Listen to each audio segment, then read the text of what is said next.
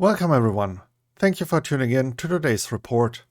You are listening to the account with the news for day 353 on the war in Ukraine. After yesterday's missile attack, today was again a slower day. I grouped the news updates into the usual situation inside Ukraine, Russia and Belarus, and international developments. Nothing noteworthy was reported out of the occupied territories today, so I will be skipping this part. And now, the flashpoints along the front. There is not much to report today along the front lines, mainly repelled attacks. Kreminna. Ukraine reported repelled attacks around Kreminna, Shiplivka and Bilohorivka. Bakhmut. Ukraine reported repelled attacks at Krasnahora, Paraskovivka, Bakhmut and Ivanivske. The situation in Krasnahora is critical, and Ukraine will possibly abandon the settlement in the near future if they have not already done so. And to start the news segment, a look at all the minor news out of Ukraine. On the night of February 10th to 11th, the air defense forces destroyed 20 Iranian Shahed drones launched against critical infrastructure of Ukraine. Some of the drones managed to hit their targets, including 3 energy facilities in Dnipropetrovsk Oblast, causing significant damage. Russian forces dropped 4 aerial bombs on Zmini Island using Su-24M aircraft and also attacked the coast of Odessa region with Onyx missiles. Natalia Humenyuk, head of the United Coordination Press Center of the Defense Forces of Southern Ukraine, said Russia needed to create false victories since they cannot achieve real ones. Andriy Cherniak, the spokesman for the main intelligence directorate of Ukraine's defense ministry, reported about Russian probing attempts to find the weakest links in Ukrainian defenses. He argues Russia has no resources left for any large-scale offensives. According to Ruslan Musichuk, spokesman of the National Guard, over 20,000 volunteers applied to the offensive guard since the announcement of its creation on February 2nd. Valery Zaluzhni, Commander-in-Chief of the Armed Forces of Ukraine, stated that Ukrainian defenders managed to recapture previously lost positions in some directions. Zaluzhni did not reveal the actual locations. Next up, the news updates from Russia and Belarus. Russia currently has 11 ships on combat duty in the Black Sea. 2 of them are missile carriers with a total salvo of 16 missiles. The deputy head of the Security Council of the Russian Federation, Dmitry Medvedev, commenting on President Zelensky's visit to Europe, stated that Europe will completely disappear and blamed it on the reign of current European leaders. He said, "This reign of exalted young European freaks will end very deplorably for the old European civilization." Yevgeny Prigozhin, head of the Wagner PMC, said in an interview with Russian pro-war propagandist Semyon Pegov that capturing the eastern Ukrainian regions could take Russia 1.5 to 2 years. And to wrap up the news segment, the international developments.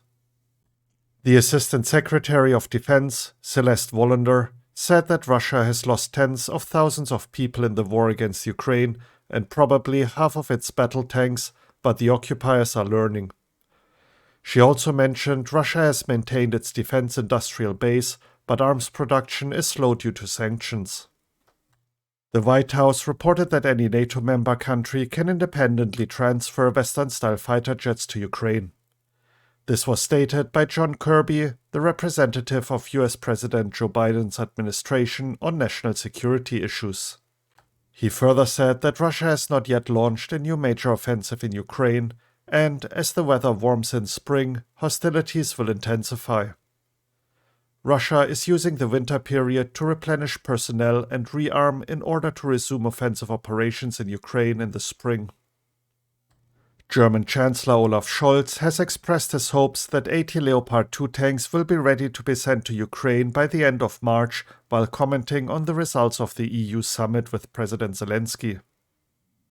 The Minister of Defense of Lithuania wrote on Twitter that the first batch of L-70 anti-aircraft guns supplied by the country is already in Ukraine. Canada's Defense Intelligence released an analysis update on Twitter regarding a Russian claim that Ukraine is suffering an acute shortage of ammunition. The analysis concludes that Russia itself is suffering from a shortage.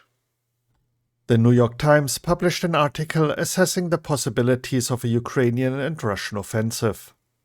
Russia is amassing personnel and equipment in and around Ukraine, preparing for a major offensive.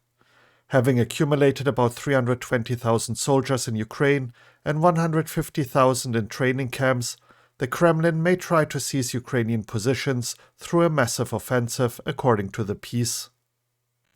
At the same time, the most promising direction of Ukraine's counteroffensive, which is expected to kick off soon, will be the country's south, with a focus on Melitopol. Most of the territory occupied by Russia is within the range of HIMARS missiles, which forced Russia to move arms depot, command centers, and other critical supplies further from the front, according to analysts. Ben Hodges, a former commander of the US Army Europe, told Deutsche Welle that the West should supply Ukraine with fighter jets, as the planes could contribute to Ukraine's victory within a year. The Prime Minister of Slovakia, Edward Heger, said Ukraine's President Volodymyr Zelensky asked his country for Mig-29 fighter jets. Heger added that negotiations will begin now. The press service of the Ministry of Energy of Ukraine reported on Facebook that Germany has sent almost 334 tons of equipment for restoring the Ukrainian energy infrastructure since July last year. And now for the intelligence report segment, starting with the UK Ministry of Defence. On February 9, 2023, Wagner Group head Yevgeny Prigozhin stated that Wagner had halted its prisoner recruitment scheme.